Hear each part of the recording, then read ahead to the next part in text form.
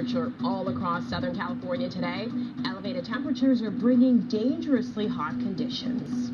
This is a KTLA 5 News at 6:30. I'm Cream Winter. I'm Rick Chambers. Excessive heat warnings and advisories have been issued for parts of LA, the Inland Empire, Orange County, and they'll remain in effect until later tonight. Let's hand it over to Kai. He's in the KTLA Weather Center where he's been busy tracking these really hot conditions, Kai. Yeah, indeed. We've been sharing with you some of these daytime highs for the inland communities, well up to about 104, 106 degrees out to Palm Springs currently. They're looking at a current temperature of 110 degrees. But take a look at the beach. This is the good news when you've got a heat wave. You can stay on the sand until we get to the 8, 9 o'clock hours with temperatures into the 70s. It is packed at the coast on this Sunday afternoon, and currently, yes, it is a very warm afternoon still here in the 6 o'clock hour downtown at 81 degrees, Fullerton 90, 94 for Ontario. We've got Camarillo coming in at about 82 degrees. Weather headlines, well, we talked about the advisories, the excessive heat warnings for many of the inland foothill valley communities, heat advisories.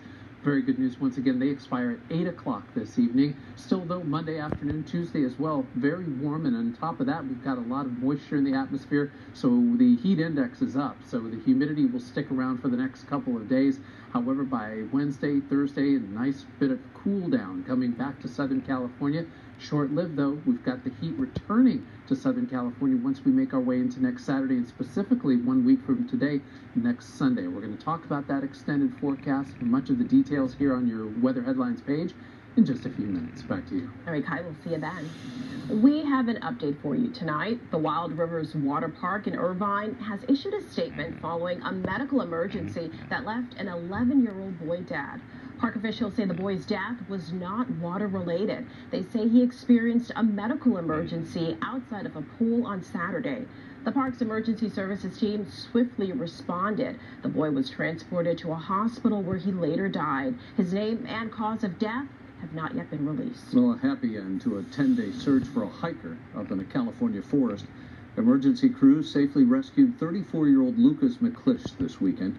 He was reported missing back on June 11th after he disappeared into the Big Basin Redwood State Park in Santa Cruz County.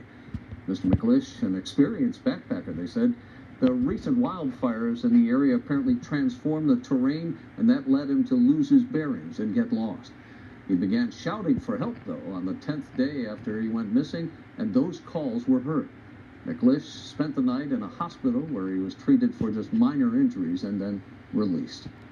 And some terrifying moments caught on security video as two burglars are seen breaking into a home.